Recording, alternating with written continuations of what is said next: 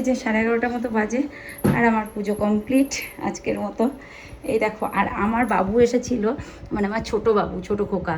তো ও এসে বলেছে, গপু ঝুমু এই গপুটাকে কেন জামা কাপড় পরাও না। তো আমি আজকে বাবুর কথা শুনে গপুর অভিষেক করে স্নান টান করিয়ে মুছিয়ে গপুকেও একটা জামা কাপড় পরিয়ে দিয়েছি। আর এই যে এই আমার গপু আজকে রেডি হয়ে গেছে সুন্দর করে সাজুগুজু করে। সব ঠাকুরদেরই পুজো করেছি, কারণ পুজো করতে বসলে তো সব ঠাকুরদেরই করতে হয়। চলো করিয়ে দিই। ভোগে দিয়েছি আজকে মিষ্টি আর কলা। যেদিন যেটা থাকে, গোবিন্দ যেদিন যেটা জোটায় গপু আমাকে, আমি সেটাই গপুকে নিবেদন করি। ভীষণ গরম বন্ধু, ভীষণ গরম।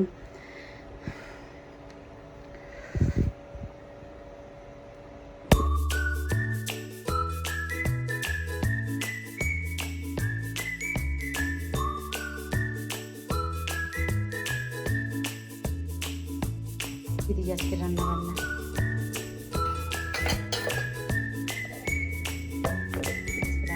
শসা পেঁয়াজ কেটেছি, চিকেন করেছি। চলো, আমার সোনা বাবা চলে এসেছে, তো রান্নাবান্না দেখিয়ে দিই। এখানে ঢ্যাঁড়স চচ্চড়ি করেছি, আর একটা কান্তিবাবুর খাওয়া হয়ে গেছে। স্যালাড কেটেছি, লেবু লঙ্কার, এটা কান্তিবাবুর চিকেন স্টু মতো করে দিয়েছিলাম। আর করেছিলাম আমাদের ঝাল করে চিকেন কষা। তো খেতে খুব ভালো হয়েছে। আর আমার বাবা এসেছে, সোনা এসে স্নান করতে গেছে। তো এই দেখো ঝাল লাল চিকেন কষা। হ্যাঁ, ঠিকই বলেছো, আমরা চিকেনটা বেশি খাই, কারণ হচ্ছে আমার কান্তিবাবুর মাটন খাওয়া বারণ। তো একই বাড়িতে কত রকম রান্না করব, তার জন্য আমরা চিকেনটাই রান্না করি। তবে খেতে কিন্তু খুব সুন্দর হয়। হ্যালো বন্ধুরা, অনেকটা সময় পরে আসলাম। এখন বসিয়েছি চা, খাবো হচ্ছে চা। চোখে দেখি না, খুব সমস্যা হয়ে যাচ্ছে, চোখে একদম দেখতে পাচ্ছি না, ভীষণ প্রবলেম হচ্ছে চোখ নিয়ে। হ্যাঁ, এই যে আমার বাড়িতে এখন ধোপা বাড়ি, পুরো এই সিজনটা আমার বাড়ি ধোপার বাড়ি। ও আমি বলছি আমার পুচু কই, আমার পুচু কই, এই তো আমার পুচু। এই যে আমি বাবুকে বলছি, বাবু ভাই কই, আমার পুচু এখানে কেন বাবা, ঘরে যাও। এই দেখো এই ইয়েটা না আমি কিনেছিলাম, এই পিকচারটা আমার খুব শখের, এটা জানো তো। কিন্তু এই যে সাইডগুলো এগুলো খুলে যাচ্ছে। দেখি ওই মেয়েকে দেবো, দিয়ে ঠিক করে দেবে, কাঠের মিস্ত্রিকে দেবো, তারপর ঠিক করে দেবে। আর এই দেখো দুখানা অন্নপ্রাশনের কার্ড এসেছে,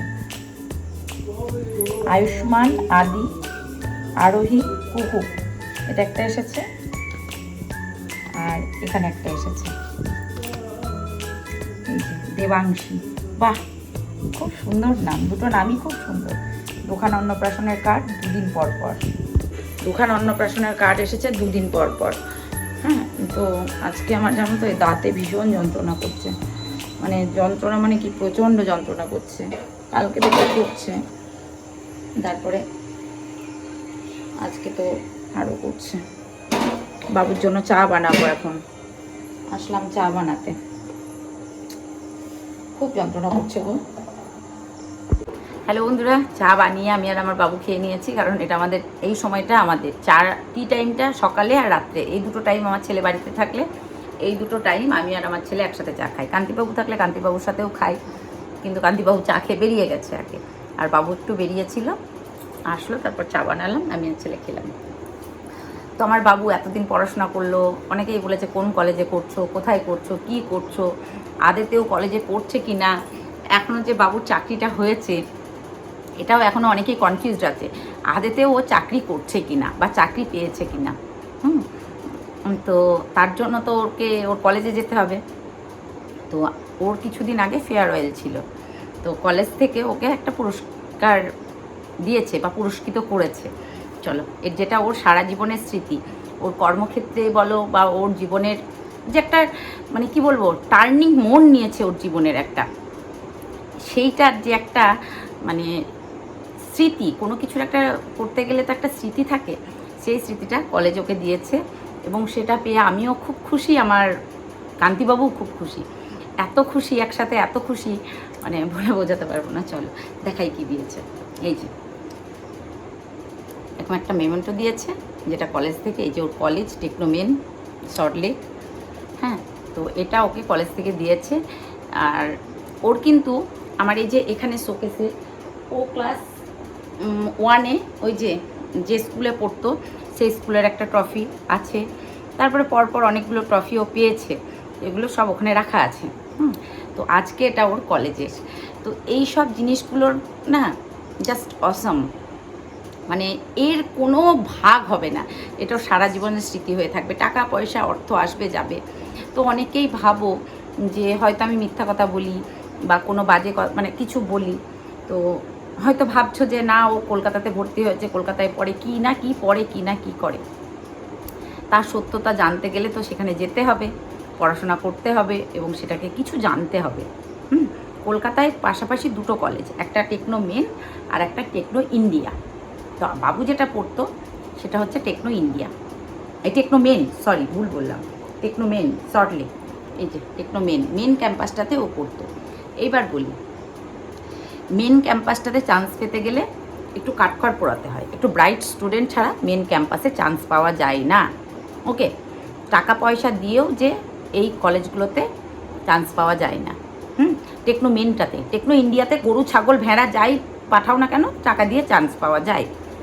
এবার বড় কথা হচ্ছে টেকনো মেনে 90% ক্যাম্পাসিং, ভাবা যায় ওই রকম একটা বড় কলেজে 90% প্লাস, আমার ছেলে বলছে আমার 100%ই হয়ে যাবে ক্যাম্পাসিং, এত ভালো ক্যাম্পাসিং। পাশেই টেকনো ইন্ডিয়া, দুটো মানে পাশাপাশি।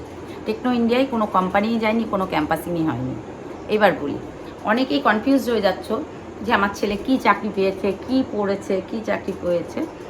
ওর ডিপার্টমেন্ট ছিল ইসি, ইলেকট্রনিক্স অফ কমিউনিকেশন। সেখান থেকে ওর যে কাজ ও সেই পেয়েছে। অনেকেই ভাবছে হয়তো ও গিয়ে লোহা ভাঙবে, এটা ভাবছে অনেকেই যে ও গিয়ে ও কী করবে, ওই লোহা ভাঙবে, এটাই ভাবছে যে গাড়ি ঘোড়া লোহা লাক্ষ সারবে, বা ওটা ওর পড়াশোনার মধ্যে ছিল না। আর এত ভেঙে দেখো, আমি তো খুব অল্প বিদ্যা, আমি বেশি দূর পড়াশোনা করিনি, তো তার মধ্যে থেকে আমি যতটুকু জানি, আশা করি যেটুকু জানার আমার সেটুকু আমি জানি। এবার ও সেখানে গিয়ে লোহা ভাঙবে না, ওর কাজ হচ্ছে, জানো যারা আইটি সেক্টরে চাকরি করো তারা মোটামুটি জানো, কিছু মানুষ জানো না যারা, তাদের জন্য বলছি। এখন তো গুগল আছে, সবার হাতে স্মার্টফোন আছে, একবার মানে ইসি ডিপার্টমেন্টে কি পড়াশোনা হয়, কি হয় না হয় একবার ক্লিক করো। এবং ওর কলেজের নাম হচ্ছে Techno Main, not Techno India, ঠিক আছে? সেখানে গিয়ে ইসি ডিপার্টমেন্টে কী কী পড়াশোনা হয়, কোথায় কলেজ, কী না, ইত্যাদি ইত্যাদি। এবং তোমরা যদি চাও ভেরিফাই করার জন্য, তোমরা কলেজে গিয়ে পিয়াস মণ্ডল নামে ক্লিক করলে ওর নাম, ওর রেজাল্ট, ওর সব কিছু বেরিয়ে আসবে। ওকে, আশা করি ক্লিয়ার করে দিতে পেরেছি। আর একটা কথা, ধরো আমার সঙ্গে কারোর শত্রুতা হলো, ওকে, ভীষণ শত্রুতা, ভীষণ মারামারি, বিকেলবেলায় তার সাথে আমার চুলো ছিঁড়াছিঁড়ি মারামারি হয়ে গেল, ওকে, রাত্রিবেলায় সেই মানুষটা খুন হয়ে গেল, হতেই পারে কোনো কারণবশত মানুষটা মারা গেল বা খুন হয়ে গেল। সবাই এসে কী করবে, আমার গলাটি চেপে ধরবে। কেন? কারণ ওর সাথে ওর ঝগড়া হয়েছে, নিশ্চয়ই অনিন্দিতাই ওকে মার্ডারটা করেছে, তাই না? এটাই ভাববে যে অনিন্দিতাই মার্ডারটা করেছে। এইবার আমার খুব পরিচিত যারা, আমার হাজব্যান্ড, আমার ছেলে, আমার মা, এরা জানে যে আমার ওয়াইফ কী করতে পারে, আমার ছেলে জানে আমার মা কী করতে পারে, আমার মাও জানে যে আমার মেয়ে কী করতে পারে। কোনো আমার বন্ধু, সে হয়তো জানে না যে আমি কি করতে পারি, বা আমি আদতেও কি মার্ডার করতে পারি না জাস্ট ওই মুখেই বকবকানি করতে পারি। এটা কিন্তু আমার পরিবারের লোকজন ভালো করে জানবে। যে আমার বন্ধু ওপর আমাকে যে দেখায় শুভার্থী, সে কিন্তু জানবে না। সে কি করবে বলো তো, না তুমি মার্ডারটা করেছো। কোনো কারণবশত, একটা আমি উদাহরণ দিলাম, একজনের এটা হয়েছে, সে কী ভাবছে বলো তো, আমি একটা কথা কানে শুনেছি, অন্যরা অন্য কথা শুনেছে কানে। এইবার ঘটনাটা কি ঘটেছে, আমি যেটা শুনেছি, আমিও একজন ভালো লোকের কাছ থেকেই শুনেছি, অন্যরা শুনেছে। এবার অবশ্যই তারা তাদের একই ডিপার্টমেন্টের মানুষ, মানে কি বলবো, সো কল্ড বড় লোক, নট ভদ্রলোক, সো কল্ড বড় লোকস। তো সেই বড় লোকসদের এটা গায়ে লেগে যাচ্ছে, না এটাও হতেই পারে না, কেননা তাদের এই যে 2 টাকা ইনকাম আছে, তাই না?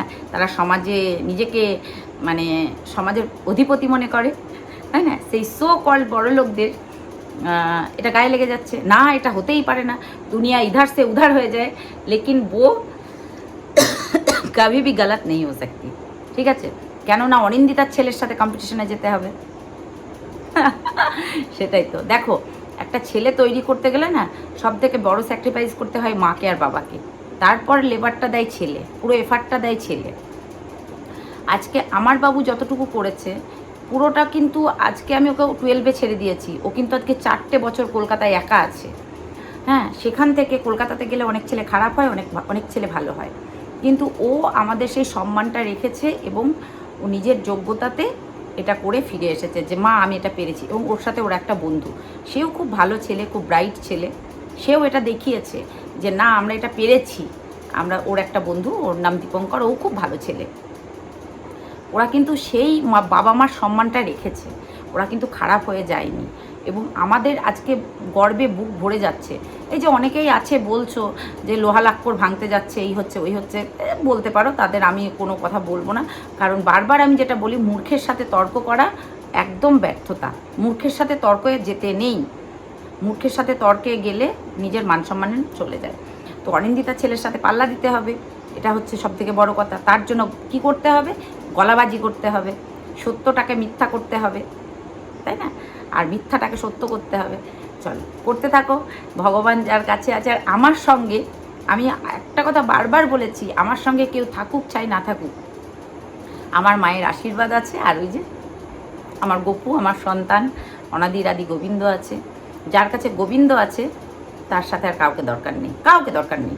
আর যার কাছে মায়ের আশীর্বাদ আছে কাউকে লাগবে না। আমার সাথে দুটো জিনিসই আছে, আমার মায়ের আশীর্বাদ আছে, আমার গোবিন্দ আছে, তার সাথে আছে সততা।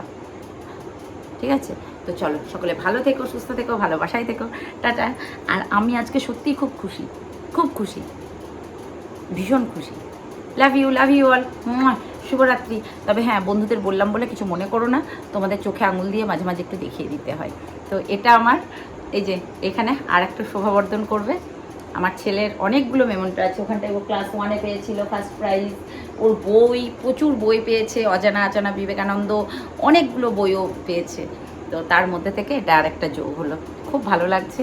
এবার ওর কর্মজীবন শুরু, তোমরা একটু আশীর্বাদ করো ওকে, ও যেন কর্মজীবনে সফল হয়।